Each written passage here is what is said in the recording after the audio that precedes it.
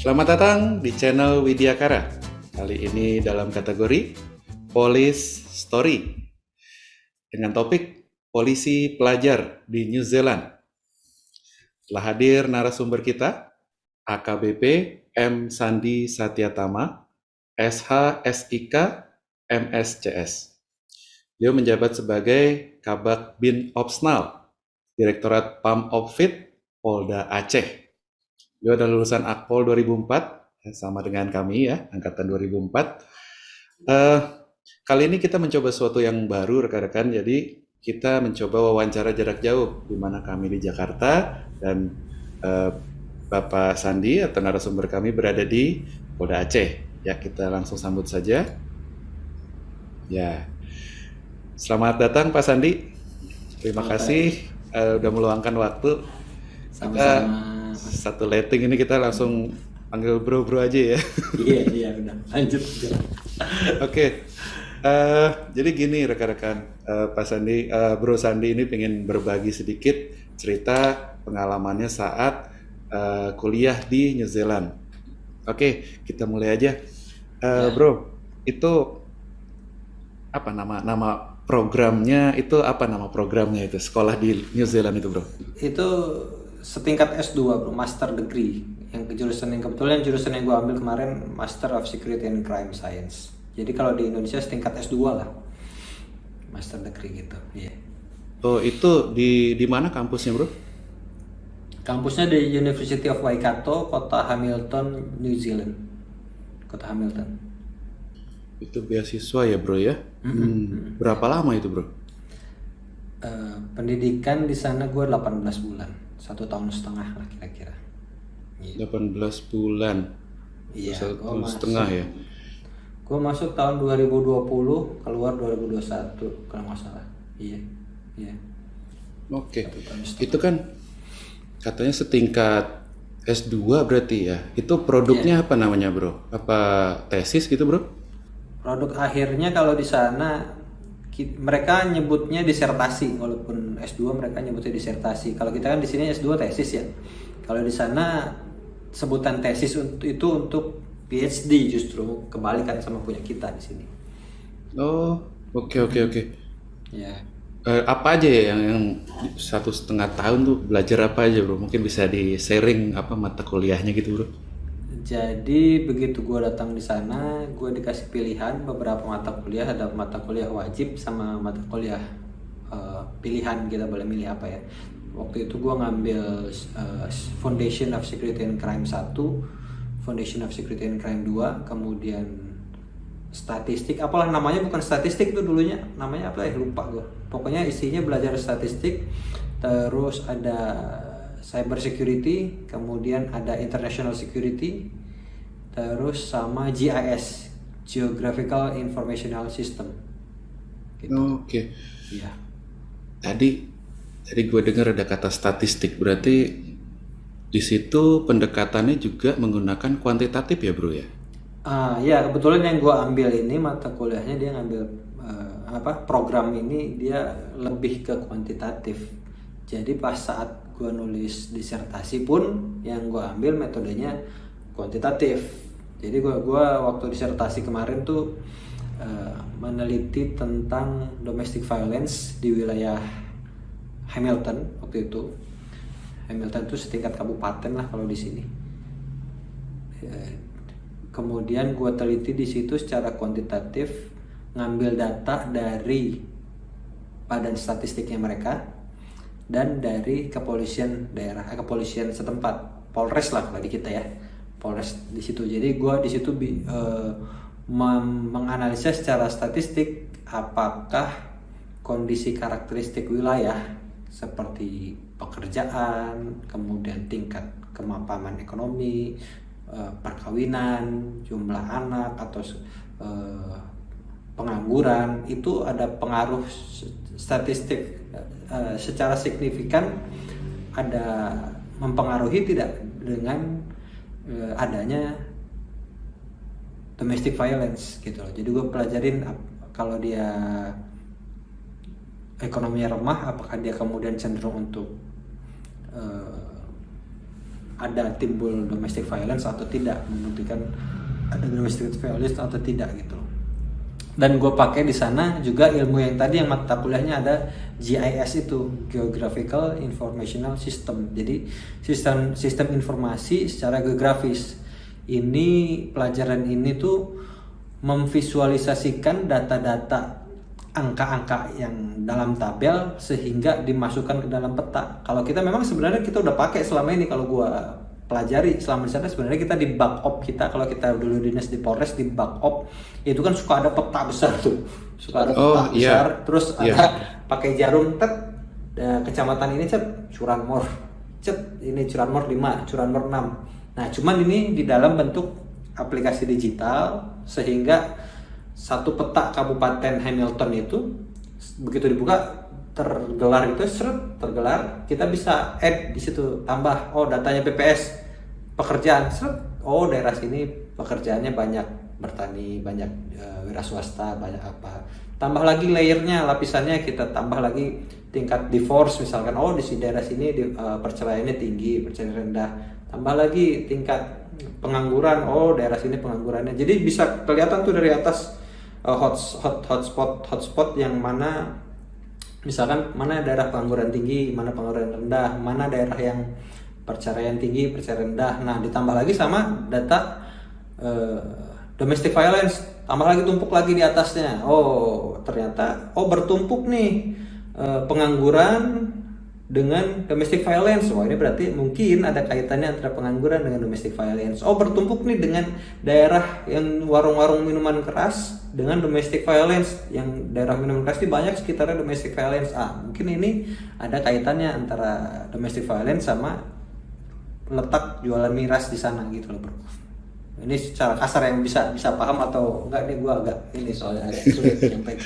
Kalau gue udah bisa ada bayangan bro. Jadi bro meneliti itu menghubungkan antar variabel gitu ya. Ada dibekali dengan statistik, ada GIS-nya ya, cara menggunakan aplikasinya itu. Betul. Ini cukup menarik juga bro. Jadi karena di PT IKA sendiri itu ada beberapa pandangan bahwa yang namanya ilmu kepolisian itu hanya bisa didekati dengan pendekatan kualitatif gitu ya.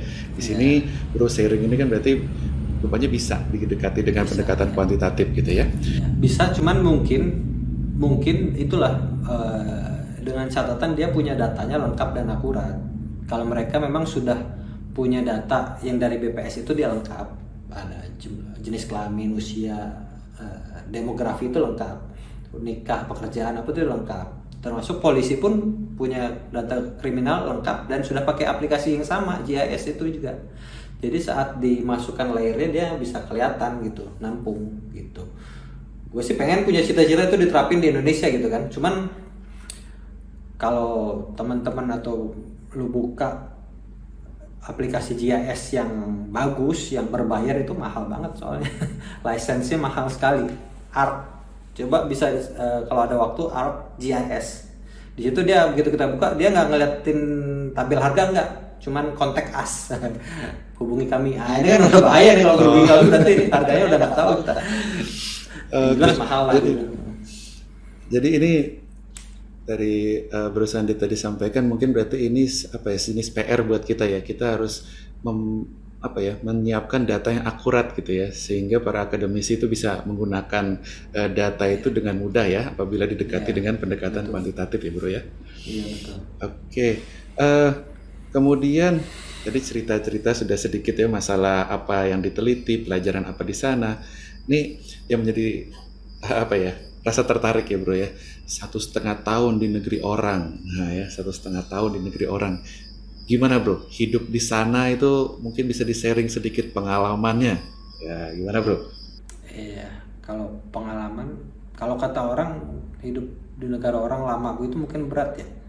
Cuman kalau kata gue sendiri, gue pribadi karena memang sekolah di luar negeri itu salah satu cita-cita gue sebenarnya dari lulus SMA tuh salah satu, enak pengen juga sekolah di luar kan, pengen nyobain, apalagi yang dengan dia ngomongnya pakai bahasa Inggris.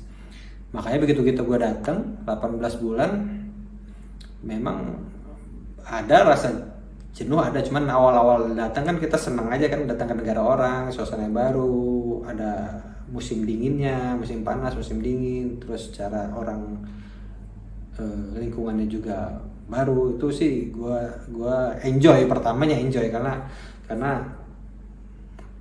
karena ya excited aja kita, gua pertama kali mendarat. Jadi di sana itu beasiswa yang gue dapat dari pemerintah New Zealand itu, dia ngasih uang saku untuk biaya hidup gue di sana, tapi cuma untuk satu orang, untuk gue sendiri. Jadi kalau kita udah punya keluarga, udah punya anak, itu mereka tidak mengcover, tidak ngasih buat mereka.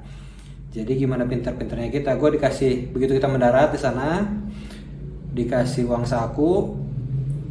Yang jelas kalau uang kuliah udah mereka yang nanggung langsung ya, kita nggak nerima lagi uang SPP itu, kita nggak mikir lagi. Yang jelas mereka udah langsung dari pemerintah langsung ke kampus, langsung bayar. Tapi kalau untuk uang saku kita terima sendiri, kita yang ngatur keperluannya untuk apa aja, untuk makan, untuk sewa tempat tinggal, untuk main, untuk segala macam kita yang ngatur. Kalau untuk hidup sendiri cukup saja. Tapi kalau ada teman-teman yang bawa keluarga, bawa anak, itulah yang harus ada dipikirkan lagi lah. Oh, gitu. Bro sendiri bawa keluarga nggak? Enggak. Saya nggak bawa keluarga. Ya itu pertimbangannya itu, belum bawa tiket pesawat dari Jakarta kan ke sana, belum lagi nyewa rumah. Kalau gue sendiri masih bisa nyewa kamar. Sewa satu kamar untuk tinggal sendiri. Cuman kalau sudah punya istri, sudah punya bawa anaknya 2, itu harus di sana ada aturan harus sewa rumah sendiri. Yang kamarnya pun harus 2, kamar orang tua sama kamar anak, nggak boleh kamarnya 1 gitu. Orang tua sama anak gabung itu nggak boleh. Jadi otomatis biaya untuk hidup sewa rumah itu tinggi kan, makanya gue nggak bawa waktu itu. Tapi sebenarnya ada solusi, teman-teman yang mau kuliah di sana bawa anak, bawa keluarga, bisa sebenarnya. Kita ke sana itu bawa visa pelajar, itu bisa kerja part time maksimal 20 jam 1 minggu kalau nggak salah. Kalau mau part time bisa. Kita part time macam-macam sih di sana. Di sana kadang kita kan punya komunitas keluarga besar KBMI, keluarga besar masyarakat Indonesia, di sana ada. Jadi bukan cuma pelajar, ada orang Indonesia yang tinggal di sana, sudah settle, dia sudah punya usaha. Kita punya jaringan sama dia. Kadang-kadang mereka punya buka kerjaan part time, ngasih tahu kita, mahasiswa ini dikasih tahu, ada lo part time di sini mau nggak? Gitu. Dan di sana bayarannya per jam. Per jam. Jadi standarnya kalau nggak salah terakhir itu 17,7 NZ dollar. 17,7 NZ dollar per jam. Itu dirupiahin berapa, Bro? Kali 9.000 deh, Bro. 9.000, 8.000 atau 9.000 sejam ya. Lumayan. Gitu. Oke, gitu ya. Terus kalau kangen gimana, Bro? Pulangnya kapan, Bro? Liburnya gitu. Liburnya gitu. Beasiswa kemarin enaknya, dia kalau kita kuliah lebih dari 1 tahun, ngambil yang lebih dari 1 tahun, dia ngasih biaya ke kita untuk reunion, apa ya istilahnya, reunion apa gitu, bisa pulang kita 1 kali, dibayarin tiket pulang pergi. Jadi saat semester, kan gue di sana cuma 3 semester kalau nggak salah ya, 3 semester pertama selesai, semester kedua selesai, itu bisa gue libur pulang ke Bandung, pulang ke Indonesia dengan dibiayai sama mereka. Gue libur di Bandung selama musim panas. Mereka kan di sana musim panas sekolah off, kecuali yang mau ngambil semester pendek bisa. Cuman gue enggak waktu itu, jadi semester musim panas libur, gue libur balik ke Indonesia, melepas rindu, melepas kangen, dibayarin sama tiketnya, sama di cover sama beasiswa gitu. Itu musim panas berapa lama sih, Bro? Kayak gitu liburnya, Bro? Panjang, Bro? Panjang. Panjang, Bro, udah pokoknya panjang lah, berapa lamanya ntar gue japri aja ya. Oke. Iya. Oke. Kemudian apa ya? Selama 1,5 tahun itu ya waktu yang nggak pendek ya, Bro ya. Ada nggak mungkin pengalaman atau tantangan terberat lah dalam menempuh pendidikan di luar sana, bro? Enggak sih. Kalau tantangan terberatnya sebenarnya cuma satu mungkin ya, yang sebagian besar kita takut itu cuma satu, bahasa Inggris. Itu doang Ya. sih kalau kata gua. Bahasa Inggris saya tantangan terbesar, terberatnya ya. Kalau kita sudah lolos tes bahasa Inggrisnya, belajar pun zaman sekarang bisa diulang, bro. Kita duduk nih ya di kelas, tapi di kelas dia sambil ngerekam. Dia dosennya bilang kalau masih mau ngulang aja tuh, ada linknya, nonton sendiri di rumah bisa gitu. Kalau kita ada kata-kata yang kelewat gitu ya, bahasa Inggris kita nggak paham, kata-kata kelewat kita nggak ngerti, kita bisa putar lagi di rumah gitu. Terus kayak enaknya di Zoom. sana, terus enaknya di sana tuh pembimbing disertasi baik bener orangnya, baik bener itu orang bule. Jadinya gue dikasih dulu pas gue mulai disertasi, COVID mulai, nggak boleh ke kampus, nggak boleh ketemu sama pembimbing. Akhirnya gue Zoom di rumah di sana, tapi di New Zealand juga, bukan di Indonesia. Di Zoom tiap minggu gue ketemu sama dosen nih. Jadi tiap minggu di Zoom tuh ngobrol one on one, satu lawan satu kan, nggak ada yang lain, cuma kita berdua. Dia nanya udah sampai mana, oh ini, oh yaudah ditarget ya minggu depan kamu tulis ini, tulis kita kan, udah ditulis kita kirim sama dia baca, oh ini ada yang salah, oh ini ada yang kurang, ada yang banyak, besok minggu depan tulis lagi nih. Jadi terus sampai data yang gua analisa itu dari pembimbing. Dia ngasih apa ya, nanya dulu dia awalnya, ini ada mahasiswa saya, kata dia PhD lagi neliti soal crime di Hamilton. Nah itu datanya dia sudah ada, termasuk di dalamnya ada domestic violence di situ. Kamu mau nggak pakai datanya dia aja? Oh, sharing Iya, data. share data yang sama tapi analisanya beda gitu. Beda, iya, topiknya beda. Ya udahlah Bu, nggak apa-apa, gue pakai itu aja daripada gue pusing kan dalam hati kan, di negara orang nyari data kemana gue bingung juga. Dia kebetulan nawarin, ya udah kita pakai itu aja gitu. Jadi gue pakai itu dan ya lancar sih. TikTokannya enak, maksudnya TikTokan sama dosen pembimbing enak, dia ngebantu banget. Waktu lu inget gak waktu Christchurch ada masjid yang ditembak? Oh Ya, iya, ada masjid penembakan di Christchurch, Iya, itu iya, lagi di penembakan, sana. iya. Walaupun gue beda pulau ya, dia ngemail pribadi dong ke gue, gimana situasi mental health kamu, nggak apa-apa kan, kata dia gitu. Kalau ada apa-apa, kamu inilah sama ngobrol sama saya. Kalau enggak ke bagian ada mental health di sana, yang bagian mungkin orang takut, orang frustasi, orang stres, ada konsultasi psikologi kalau di sini psikologi kali ya. Itu di saking kampusnya. perhatiannya. Itu di kampus itu, fasilitas kampus berarti ya? Iya, ada kayak gitu. Hmm. Jadi saking mungkin dia perhatiannya atau gimana lah, saking perhatiannya dia ngasih email. Di si dosen gue itu dia kan pernah menjawab program itu ya, si Devon Polasek namanya. Devon Polasek, dia pernah menjawab program itu, dia tahu mahasiswanya ada gue dari Indonesia, mungkin mayoritas orang Islam gitu kan. Ada penembakan terhadap masjid, dia ada care-nya, dia kelihatan lah, care sama kitanya kelihatan gitu. Wah, luar biasa ya perhatiannya ya. Iya. Tadi gue tertarik. Pembimbingnya satu ya, pembimbingnya. Satu. Itu ada ujiannya nggak sih, bro? Itu yang biasa ditakutin mahasiswa tuh. Ada ujiannya nggak tuh kayak gitu? Itulah makanya gue bilang lagi, mahasiswa Indonesia itu sebenarnya lebih pintar dari mahasiswa di sana. Jadi S1 ini gue muter deh, S1-nya di sana itu sama dengan kita cuma datang ke kelas, milih mata kuliah kan, datang ke kelas, ikut pelajaran, ujian. Datang ke kelas, ikut pelajaran, ujian. Oke. Nggak ada skripsi. S1 nggak ada skripsi di sana. S2-nya ini barulah diajarin cara neliti. Ini neliti yang tadi gue bilang tadi, disertasi selama pembimbing, TikTokan kurang. Oh, Saat deadline selesai, deadline datang, ini tanggal sekian harus dikumpul. Ya udah, gue kirim lewat email ke aplikasinya kampus, terus sudah selesai, nggak ada ujian apa-apa. Oh gitu ya? Iya. Sebentar. Oh gitu, nggak ada ujian ya? nggak ada dia. Asik ya bro Ya, ya.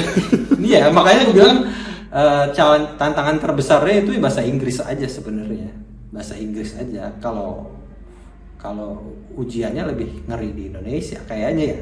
Ujian S1 kita dulu PTIK kan sampai hormat gerak tegak gerak di depan dosen pengujinya ada 3 gitu kan, tambah pembimbing 1. Kalau kita di sana nggak ada. Selesai submit, kirim, submit, di print, kumpulin, di print gak ya gue dulu? Oh nggak di print malah, email, kirim, submit, selesai, udah selesai. Nah tapi nanti dia file kita itu dinilai bukan ada pembandingnya, maksudnya yang nilai kampus kita nilai, tapi ada kampus lain juga yang baca disertasi gua dinilai sama eksternal kampus itu, bukan dari Waikato ya, dari kampus sebelah dia nilai itu juga gitu. Kayak apa ya, reviewer gitu ya, di review dari luar. Ya kayak dari luar lah. Seperti gitu. itu ya. Nah kalau PhD baru ada defend dia, baru ada paparan. Kalau PhD. Oh, level Ada S3-nya. paparan, S3 itu baru ada defend, paparan, terus ditanya-tanya, kayak kita proposal aja harus ada sidang dulu katanya di sana. Kalau PhD ya, kalau master ya gitu. Berarti abis ini bro mau lanjut lagi ya yang PhD ya? Aduh ampun. Ya lu aja bro, gue enggak deh, kayaknya enggak. Banyak sih teman-teman junior sih bro, gue salut sama junior yang 2010-an ke atas ya, 2010-an ke bawah itu semangatnya luar biasa.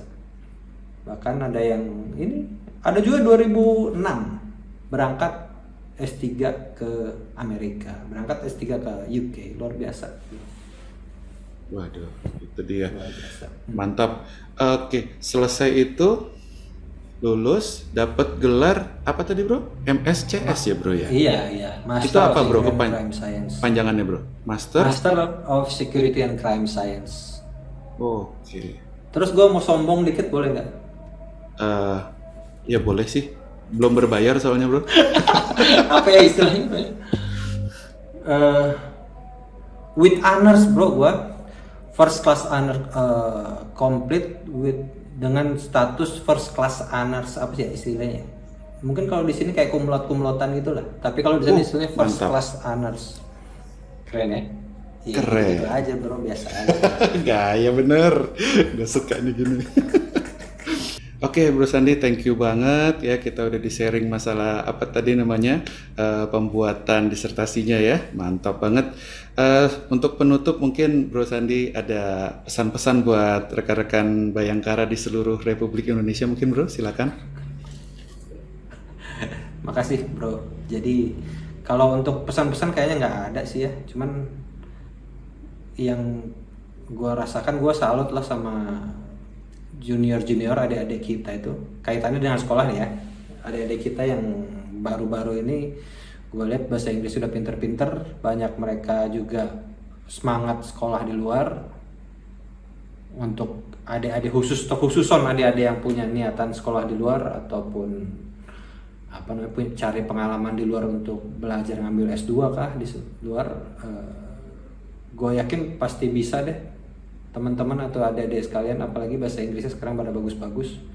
Kejarlah selagi ada waktu, selagi usia masih muda, cari pengalaman ke luar negeri, luar biasa pokoknya. Cari gimana belajar di sana, gimana polisi di sana bekerja, bisa jadi pengalaman kita, bekal kita untuk pelaksanaan tugas kepolisian di Indonesia.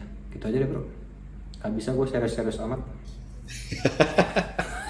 Oke, rekan-rekan pemirsa semua, terima kasih banyak Bro Sandi ya. Jadi di sini ada hal yang menarik ya. Di sini Bro Sandi sampai bisa kuliah ke luar negeri itu bukan ujuk-ujuk ya, ditawarin sekolah, daftar lalu langsung ke sana bisa gitu. Tapi rupanya Bro Sandi ini sudah memang ada cita-cita ya sejak dari SMA pengen ke luar negeri ya. Itu yang kita ambil hikmahnya ya. Jadi kalau kita punya cita-cita, kita pertahankan itu, pasti alam itu akan membuka jalan ya. Ini keren nggak ya? Keren ya. Oke, jadi terima kasih. Demikian kisah sang perwira Polri ya, menuntut ilmu sampai ke New Zealand gitu ya. Semoga bermanfaat buat kita semua. Buat Bro Sandi dan keluarga, semoga sehat selalu ya. Kemudian kami mohon maaf apabila dalam ngobrol-ngobrol kami ini ada kata-kata yang menyinggung atau kurang pas. Terima kasih. Sampai jumpa di lain konten yang lain. Salam.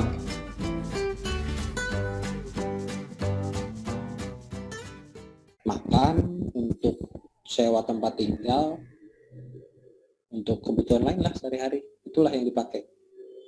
Jelas untuk hiburan ada ya bro ya? Hiburan. Bro, ini ya kerekam bro, gimana bro?